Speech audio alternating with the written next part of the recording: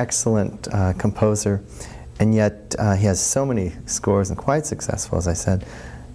And he said that one of the highest points in his career is to be walking down the street and hear someone whistling his tunes. And does that happen to you ever? Well, I think that's pretty close, except I feel that, you know, when you're in an elevator and you hear your song in an elevator, you know you've arrived, and you also know the song has arrived. I mean, elevator music, that is the final stamp of approval. Going back just for a moment with Nadia's theme, is there anything you would change differently on that theme, on that score? No, I can't say. I don't think so. I think it was a very gratifying experience, and it worked out so beautifully. I don't think I'd change a thing. Going now to composing scores again, the creativity aspect. Do you find that Santa Barbara is a haven for your creativity? Do you find that this is a nice place to write and settle down? It's a wonderful environment, you know, to relax, and it nurtures the artistic sense in a person.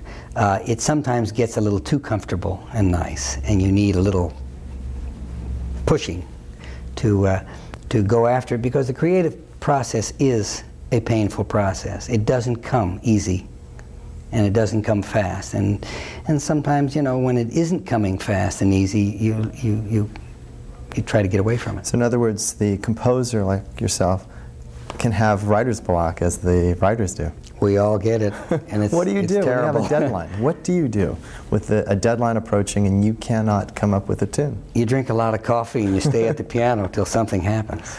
Has there ever been a time where you just could not produce?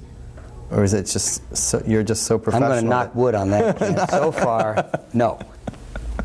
Well, that's good, and I'm sure everyone likes to hear that too.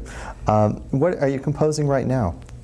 No, I took a little hiatus. We just had a 5-month-old baby. Congratulations. Daniel, and well, he wasn't 5-month-old when we had him, but he is now.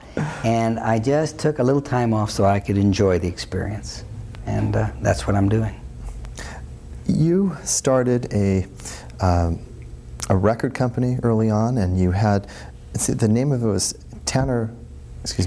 Well, the record company was Valiant Records, and the publishing company was Tamerlane Music. Tamerlane.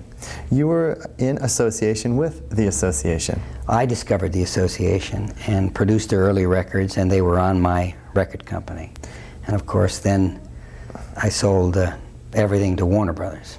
What I want to ask you is, here you are, a seasoned composer, and you're also quite a successful businessman. I'd like to find out how the two mix. How you could be a businessman in the record industry and also a successful composer. They don't mix well. You know, that's one of the reasons I sold the companies. I found that although I was making a lot of money and it was very gratifying to me in many respects, it took me further and further away from my writing and further away from music. I was overseeing music, I was producing, I was making artistic decisions, but I wasn't writing the songs. And it bothered me.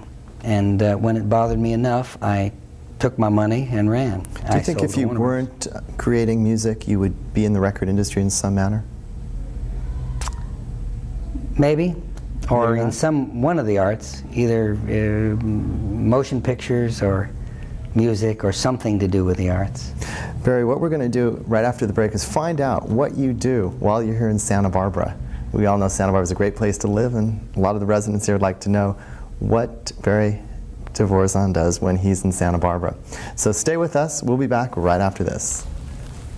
The world's population exceeds 5 billion people, and we're growing at a rate of 82 million more people each year. At this rate, the world will have to support over 6.3 billion people by the year 2000, seriously depleting precious resources and energy supplies. Overpopulation. It's everybody's responsibility. For more information, contact Zero Population Growth.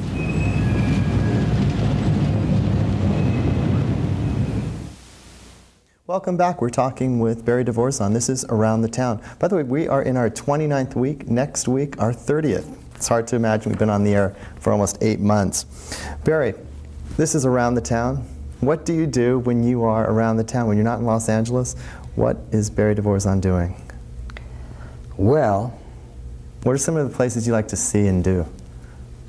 First of all, we have a lovely home, and I have a lovely family. I have 3 boys and a wonderful wife, and I really came here, quite honestly, to dig my heels in a little bit. I thought time was going by at an alarming rate, and I wanted to get away from that fast city stream and just back off a little bit and try to appreciate what I had. And it has served that purpose beautifully for me.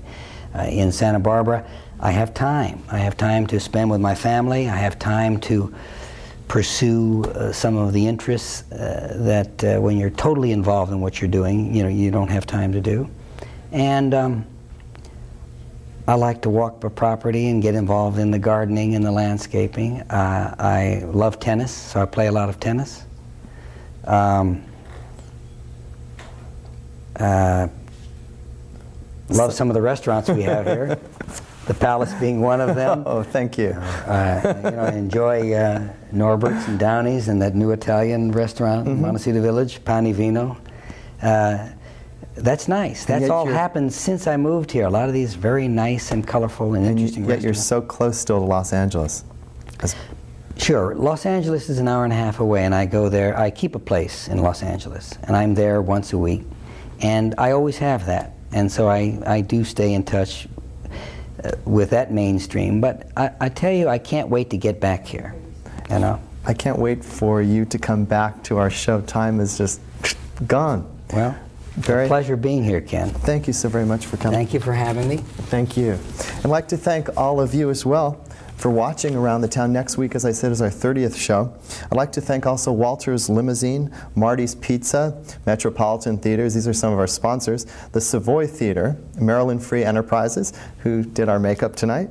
Thank you, Marilyn. J.R. Nicolai Hair Design, Fanny's Flowers for bringing us these flowers. Of course, I'd like to thank my director, Carrie Graffey. So for Barry DeVorzon, I'm Ken Boxer saying we'll see you around the town. Hope so real soon. Good night, everybody.